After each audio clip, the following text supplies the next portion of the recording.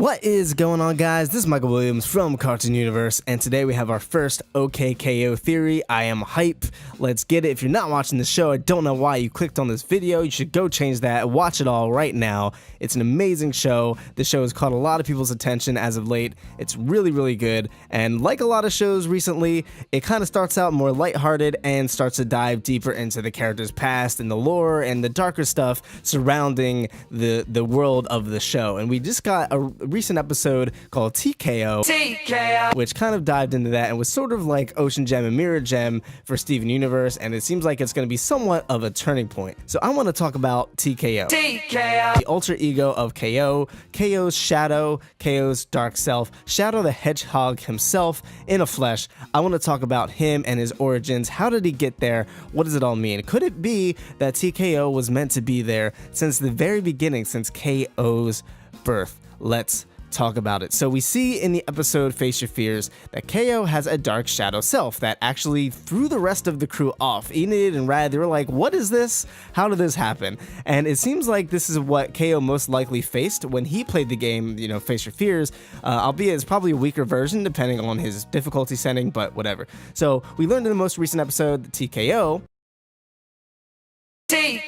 that this shadowy self literally has his own personality known as T.K.O. T.K.O was brought out by a shadowy figure, or named Shadowy Figure, teaching K.O to bring out his darkness and let out his pent-up rage. So while there are many theories flying around regarding Shadowy Figure and who it might be, I think for the most part, it's safe to assume that it's Professor Venomous, and that seems to be the general consensus, so we're going to roll with that narrative for the sake of this video, as that's almost definitely the case. So to dive more into Professor Venomous and how he ties into all this, we're going to go back to the episode We're Captured.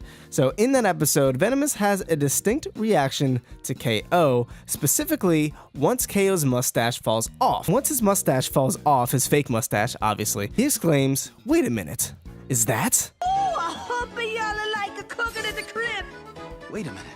Is that? So he says that as if he knows K.O. Why would he have such a huge reaction for such a low-leveled hero? It's possible that he knows something about K.O's origins that we're not aware of yet. Obviously, he can sense K.O's dark energy as Shadowy Figure, but it's probably more than that, as he recognized him by his appearance and not his energy, presumably. That's what it seems like they were doing from a writing standpoint. Once the mustache dropped, that's when he had the reaction. So it's possible that K.O's birth may have a more intricate history than we're aware of. Obviously he's 6 to 11 years old, and 6 to 11 years ago, Carol left Point. So it could potentially have to do with that flashback that we keep seeing. It's really dark, it's saxophony, it's rainy, a sandwich drops, and it seems like that's the main catalyst of Mr. Gar's biggest fears. And it seems like it could have manifested a huge catastrophe that could have brought on a really dark force that was born inside K.O. Or maybe K.O is Venomous's son. I don't like that idea as much as a possibility, but it could happen. Anyway, regardless, I don't think T.K.O was just born from K.O's fears and resentments. I thought his power was brought on by them, but I think T.K.O was born alongside K.O and was destined to be brought out within him. Whatever this dark force is inside K.O, it seems that Venomous already knew about it, and Venomous knew about K.O as well. He is a professor. Maybe he did experiments on him at a young age, but K.O was too young to remember.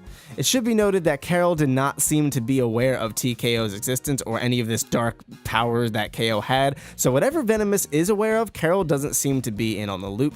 So it's possible that Carol was aware of experiments or studies being done on K.O at a young age for whatever reason. Maybe he was sick, or maybe all future heroes or children of heroes go through some sort of medical examination just to check him out, see what powers they have and all that stuff. But what if Venomous used to be a hero, which is why Carol may have trusted him? There are whispers of him being Laserblast from Point, but that's a discussion for another time. Or perhaps Carol never knew Venomous was involved in the first place. I don't know. It's all up in the air. But regardless, it seems that TKO is probably stronger than anyone in the plaza, and I'm sure that wasn't even his full strength. So Venomous is likely using him for some type of worldly takeover or something else really villainy like that. It would make sense, as Venomous is an interesting contrast to Boxman, where Boxman is, silly, incompetent, and only really cares about taking over the plaza or destroying the plaza, but Venomous likely has his goals set higher, being the more serious threat of the two. And I think he has some type of connection, some type of tie to KO and TKO, and I think we're going to have that revealed hopefully next season. That'd be really awesome, or maybe by the end of the season, because this was just the mid-season finale, and we seem to be really moving fast with the character development in the show. So I would love to see, Venomous and KO's past, if that is such a thing, explained, and how it all ties together. So bottom line is, I think TKO was a dark force. It wasn't his own personality until KO gave him a personality based on KO's fears and negative energy. That's what I think. I think TKO was born with KO at the same time or around the same time and was created within him for a specific purpose, and I think Professor Venomous / Shadowy Figure was directly involved with that. But what do you guys think? Where do you guys think TKO came from? Do you think Professor Venomous created him? Do you think Professor Venomous just sensed his energy and that's why he recognized him? Or some other thing entirely? Do you think it has to tie in with the flashback with the sandwich? Let us know in the comments down below. Would love to hear what you guys think. Or do you think it's something else completely different? And if you like this video, be sure to leave it a like. And if you're new here, be sure to subscribe for more OKKO theories and stuff. There's actually quite a few things to talk about. Be on the lookout for that. And thank you guys so much for tuning in. I've been Michael Williams. You've been watching Cartoon Universe, and we'll see you in the next video. Peace.